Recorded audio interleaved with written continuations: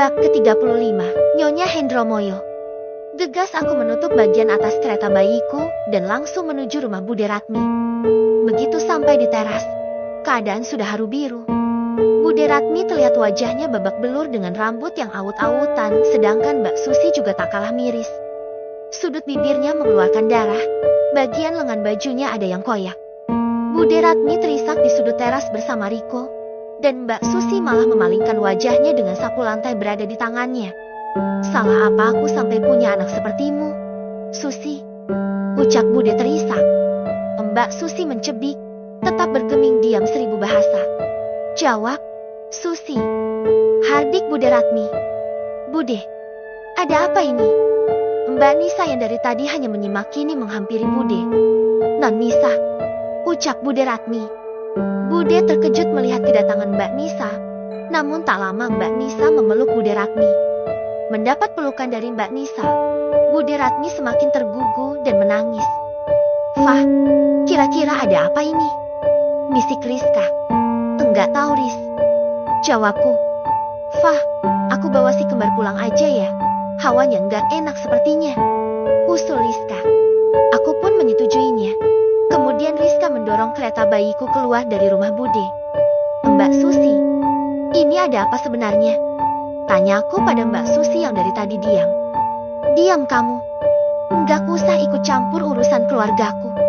Bukannya Mbak Susi menjawab, dia justru membentakku.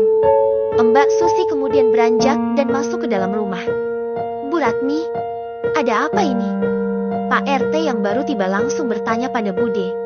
Mbak Nisa lantas kemudian membantu Bude untuk duduk di kursi teras. Mbak Nisa kemudian mencoba berbicara kepada Bude Ratmi. Bude, katakan saja apa yang terjadi, mungkin kami bisa membantu. Benar Bude, jangan disimpan sendirian.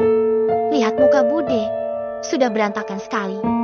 Imbuhku, katakan sebenarnya apa yang terjadi Bu Ratmi, mungkin saya bisa membantunya. Pak RT pun kembali membujuk Bude agar mau bicara. Tapi Bude Ratmi tetap bergeming, dia tetap terdiam tidak mau menjawab pertanyaan kami semua. Bude Ratmi menghela nafas panjang sebelum akhirnya berbicara. Ini masalah keluarga Pak RT. Mohon maaf, saya tidak bisa menyampaikannya. Akan saya selesaikan masalah ini sendiri. Tapi, lihat keadaanmu Bu Ratmi. Tubuh dan muka ibu sudah babak belur dan itu sudah masuk ke tindakan kekerasan, bisa dilaporkan ke polisi. Katakan padaku siapa yang sudah membuat Bu Ratmi seperti ini. Pak RT masih saja berusaha membujuk Bude agar mau mengatakan yang sebenarnya. Riko, apa kamu tahu kenapa ibumu bisa seperti ini? Aku beralih bertanya pada Riko yang sedari tadi juga terdiam. Ini semua karena Dima Riko. Hardik Bude. Pak RT, biarkan saya menyelesaikan urusan saya secara pribadi. Nanti jika saya tidak mampu menyelesaikannya, saya akan datang ke rumah Pak RT. Lanjut Bude. Baiklah jika mau Bu Ratmi seperti itu. Jika ada apa-apa saya siap membantu Bu Ratmi. Akhirnya Pak RT pergi bersama dengan warga lain yang dari tadi menonton. Tak lama berselang Mbak Susi keluar dengan membawa koper dan sudah mengganti pakaiannya. Mbak Susi mau kemana? Tanyaku pada Mbak Susi yang sedang sibuk dengan ponselnya. Mau kemana kamu? Hah? Bude Ratmi bertanya juga pada Mbak Susi. Bukan urusan ibu, bentak Mbak Susi. Bukan urusan ibu katamu. Katakan terlebih dahulu, siapa yang sudah menghamilimu? Cecar Bude. Aku dan Mbak Nisa saling bertatapan. Jadi ini semua karena Mbak Susi hamil. Pantas saja Bude marah. Mbak Susi kan belum menikah terus dia hamil. Ibu mau tahu siapa yang menghamiliku? Tanya Mbak Susi. Ya, aku mau tahu laki-laki mana yang sudah menghamilimu. Akan ibu suruh dia untuk menikahimu. Tunggu di sini sebentar lagi. Dia akan segera datang. Ucap Mbak Susi dengan santainya sambil memainkan kuku jarinya. Tak berselang lama, datanglah sebuah mobil hitam di depan rumah Bude Ratmi. Seketika itu juga wajah Mbak Susi senyum sumringah dan menyambut kedatangan laki-laki itu.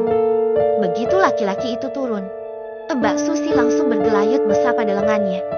Papa lama banget sih datangnya, ucap Mbak Susi dengan manja. Macet sayang, jawab laki-laki itu. Bu, kenalin, ini pacar Susi sekaligus ayah dari bayi yang ada di perut Susi. Mbak Susi memperkenalkan laki-laki itu pada Bude. Sementara laki-laki itu terus sibuk memandang wajah Mbak Susi. Entah ada apa di wajah Mbak Susi. Mungkin ada gajahnya. Selamat pagi, Pak Anja. Sapa Mbak Nisa. Bu Nisa. Jawab laki-laki itu terbata. Kenapa Mbak Nisa bisa kenal dengan laki-laki itu? Sepertinya baru kemarin Anda perkenalkan istri Anda saat kita meeting. Dan sekarang? Tunggu Bu Nisa. Saya bisa jelaskan semuanya.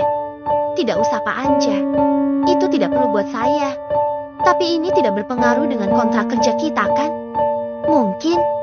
Nanti akan saya pikirkan lagi. Jawab Mbak Nisa. Udah deh. Gak usah lama-lama di sini. Katanya mau ke apartemen baru. Laju ke Mbak Susi yang terus mengapit lengan laki-laki itu. Tapi kemudian laki-laki itu berusaha melepaskannya. Berbeda sekali responnya saat pertama kali datang. Apa benar kamu yang menghamili anakku? Tanya Bude Ratmi. Kan tadi Susi sudah jelaskan Bu. Kurang jelas apa lagi? Calon suami Susi itu orang kaya. Sekarang aja kita mau pindah ke apartemen yang baru. Diam kamu Susi. Ibu tidak bertanya kepadamu tapi pada laki-laki ini. Tunjuk Bude pada laki-laki itu. Aku sendiri hanya diam tak mau ikut campur urusan mereka. Bagaimana Pak Anja? Apa Anda bisa menjawabnya? Mbak Nisa melanjutkan pertanyaan dari Bude Ratmi yang tak kunjung mendapat jawaban. Itu. Ish, Papa. Tinggal jawab iya aja susah banget. Kenapa sih? Kayaknya takut banget sama perempuan itu. Cecar Mbak Susi. Kamu gak tahu siapa dia? Dia Anissa Diningrat Hendromoyo, putri tunggal Bambang Hendromoyo. Ya jadi dia. Ya, dia putri dari laki-laki yang gagal kamu goda untuk mendapatkan proyek waktu itu. Dia anak tiri kamu Dang. Fah, aku hanya tersenyum menanggapi pertanyaan Mbak Susi. Halah, bodoh amat dengan mereka. Ayo kita pergi. Sekarang, Mbak Susi kemudian menarik paksa tangan laki-laki itu. Bu Nisa, tolong jangan bawa persoalan pribadi ini dalam bisnis kita ya. Pinta laki-laki itu. Mbak Nisa hanya tersenyum tidak memberikan jawaban iya ataupun tidak. Sementara itu, Bude melihat nanar kepergian Mbak Susi yang tak bisa dicegah. Sabar ya Bude. Aku mencoba menguatkan Bude yang terduduk lemas. Pulanglah Fa, biarkan Bude sendiri dulu. Luka Bude bagaimana? Ada Riko. Enggak usah khawatir. Ya udah Bude, kalau begitu kami permisi pulang dulu. Riko, jaga ibumu baik-baik. Kalau ada apa-apa segera kabarin Mbak ya. Lantas, aku dan Mbak Nisa pulang ke rumah. Kasihan juga si kembar kalau terlalu lama aku tinggal. Dinda, hari Minggu nanti siap-siap ya. Ucap suamiku. Ada acara apa? Sudah saatnya relasi Kanda tahu siapa Dinda. Juga untuk perkenalan anak-anak kita. Secepat itu? Tanyaku heran. Iya, kenapa? Enggak apa-apa. Jawabku ragu. Aku terus menatap hujan deras di luar. Aku hanya lulusan paket C. Bagaimana kalau relasi suamiku tahu? Bisa malu nanti. Kenapa sayang? Suara suamiku lirih di dekat telingaku. Tangannya sudah melingkar di perutku. Aku hanya tidak mau Kanda malu nantinya. Lirih aku mengatakannya. Apa nanti reaksi relasi Kanda yang tahu aku hanya lulusan paket C? Mungkin mereka akan menghina. Hei, siapa yang punya pemikiran itu? Di baliknya tubuhku yang tadinya membelakanginya. Aku tetap menunduk tak berani melihat wajah suamiku. Diangkatnya daguku dengan telunjuk suamiku. Kini mata kami saling bertatapan. Dinda itu istri dari Bambang Hendromoyo. Kanda pastikan tak akan ada orang yang berani menghina Dinda. Istri di bawah tangan. Tunggu di sini sebentar. Suamiku lantas beralih ke lemari yang ada di kamar. Dia membuka bagian bawah lemari. Suamiku kemudian memberikan satu amplop coklat untukku. Apa ini Kanda? Bukalah. Titah suamiku. Aku pun membuka amplop coklat itu. Kemudian mengeluarkan isinya. Ini kita. Tanyaku tak percaya dengan apa yang aku pegang sekarang. Buku kecil berwarna merah dan hijau tua kini aku pegang. Suamiku lantas menganggukkan kepalanya. Aku kemudian memeluk erat suamiku. Suami sah secara agama ataupun negara. Kenapa aku tidak tahu? Dinda nggak perlu tahu. Biar Kanda yang mengurusnya. Terima kasih Kanda. Sama-sama Nyonya Bambang Hendromoyo. Ledek suamiku. Apa aku sudah pantas menyandang gelar itu? Tangannya yang berada di pinggangku kini beralih memegang pipiku. Dengan bukti apalagi agar Dinda yakin. Aku menatap manik mata suamiku. Bola mata hitam yang sama dengan milik kedua anakku. Aku yakin, tak perlu ada bukti lagi. Kualihkan tangan di pipiku dan mengembalikannya ke pinggangku. Aku nyaman jika seperti ini. Ucapku seraya meletakkan kepalaku pada dada bidang suamiku dan mempererat pelukanku. Hari Minggu akhirnya tiba. Kami tengah bersiap untuk acara nanti malam. Mbak Nisa tengah sibuk bolak-balik memilih baju. Bukan baju untuknya, tapi baju untuk si kembar. Fah, ini bagus enggak? Mbak Nisa memperlihatkan setelan rok tutu berwarna merah muda padaku. Mungkin itu baju ke-10 yang diperlihatkan padaku. Bishit, ini kamar bayi berantakan amat. Rizka yang baru masuk langsung komentar tentang kamar yang berantakan. Untung saja bayinya lagi bobo anteng. Enggak usah komen, mending bantuin sini. Perintah Mbak Nisa. Enggak kah? Aku mau main sama baby air aja. Tolak Rizka. Baru aja tidur Riz. Jangan diganggu. Sudah siap semua? Tanya suamiku yang ikut masuk ke kamar. Bentar ya. Lagi siapin baju buat si kembar. Enggak usah. Ini sudah ada baju lengkap buat kita. Suamiku menyerahkan paper bag padaku. Aku membuka isinya. Ternyata baju dengan warna yang senada untukku. Suamiku. Anak-anakku juga Mbak Nisa. Kenapa enggak ngomong dari tadi? Sungut Mbak Nisa. Buat aku ada enggak? Tanya Rizka sambil melirik ke arah bajuku. Kamu ya seragam sama orang tua kamu nanti. Rizka. Jawab Mbak Nisa. Sedih aku jadinya. Di rumah disuruh kesini katanya biar dapat seragam. Begitu sampai di sini malah nggak dapat apa-apa. Apa nggak ada yang anggap aku keluarga ya? Kamu mau seragam? Riz? Ya iyalah. Masa ya iya dang? Entar aku pinjem seragam kerja Birati. Enak aja. Emangnya aku Udah, ayo berangkat. Udah siang ini. Suamiku menengahi Mbak Nisa dan Rizka yang terus berdebat. 1 jam perjalanan akhirnya kami sampai di hotel. Sebelum acara mulai sudah disediakan kamar khusus untuk kami berganti pakaian. Gak mungkin juga memakai bajunya dari rumah. Sini Fah, aku make up kamu. Mbak Nisa sudah siap dengan alat make up di tangannya, sedangkan wajah Mbak Nisa sendiri sudah sangat cantik, hasil dari riasan tangannya sendiri. Kalau aku, mana bisa? Nah, sudah selesai. Ucap Mbak Nisa setelah menyapukan kuas pada pipiku. Lihat ya, Seva cantik sekali. Mbak Nisa kemudian membalikan arah kursi putar yang aku duduki hingga suamiku langsung bisa menatap wajahku. Wah, kamu cantik sekali, Fa. Ucap Rizka. Mbak Nisa, mau dang dibikin kayak Seva? Pinta Rizka. Ya enggak misalah, bibir kamu aja ndor hidungmu mancung ke dalam yang enggak bisa jadi kayak Seva.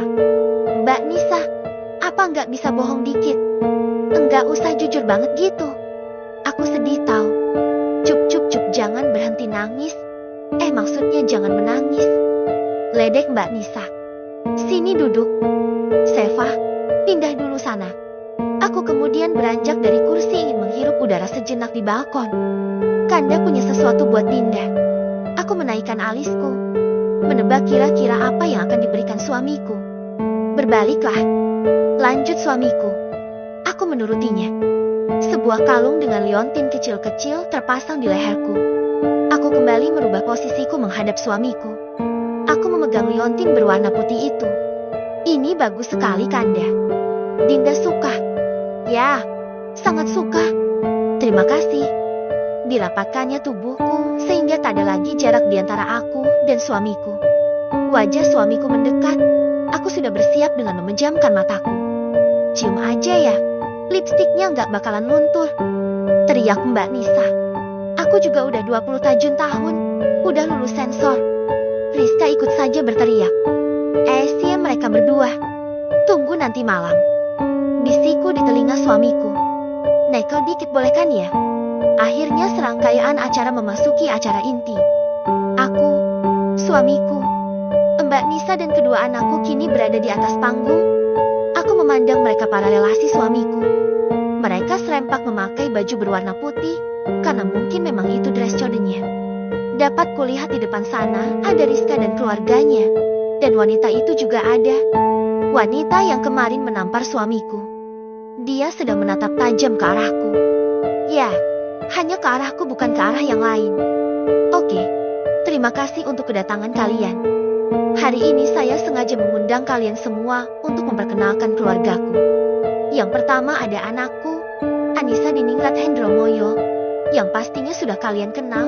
Yang kedua adalah istriku, Sevalidia Dewi, yang sekarang sudah menjadi Nyonya Hendromoyo. Dan yang berada di kereta bayi adalah kedua anak kembarku namanya Bintang Arser Hendromoyo dan Selina Alvina Hendromoyo. Mereka calon penerus dari bisnisku. Suamiku memperkenalkan kami pada semua tamu undangan yang hadir. Riuh suara tepuk tangan setelah suamiku memperkenalkanku walaupun dapat aku lihat mereka saling berbisik. Tentu saja mereka berbisik mempertanyakan jarak usia antara aku dan suamiku. Mbak, bukannya itu teman Mbak Nisa yang dulu ke rumah sakit?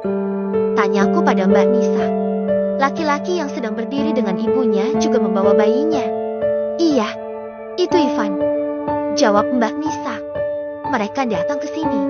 Mbak, benar saja mereka kemudian menghampiri kami. Menyapa Mbak Nisa juga aku. Aku hanya sebentar dengan mereka karena merasa anak-anakku sudah lapar. Kutinggalkan Mbak Nisa yang sedang menggendong bayi Ivan setelah sebelumnya berpamitan. Aku berjalan hendak menuju lift. Kedua anakku tadi sudah terlebih dahulu dibawa Birati dan Bude Ratmi ke kamar. Antara ballroom hotel dan kamar memang beda lantai. Fah, kamu mau kemana? Tanya Rizka saat aku menunggu lift terbuka. Mau ke kamar kayaknya si kembar lapar. Bukannya bawa ASI yang udah dipompa. Iya, tapi ini udah penuh. Tunjukku pada arah dadaku. Ikutlah, enggak ada yang ganteng di sana mending mainan sama si kembar. Lift akhirnya terbuka. Lalu kutekan angka 5 sesuai dengan posisi kamar anakku berada. Ting! Pintu lift terbuka. Aku melangkahkan kakiku keluar. Namun saat melihat ke koridor, terlihat suamiku sedang bersama wanita yang menamparnya waktu itu. Sesaat kemudian, wanita itu memegang tangan suamiku. Mereka saling berhadapan. Tangan kiri wanita itu memegang pipi suamiku. Tak lama kemudian, dia langsung mencium pipinya. Fah, ucap Rizka sambil menggenggam tanganku. Tentu saja Rizka juga melihat kelakuan mereka berdua. Kanda,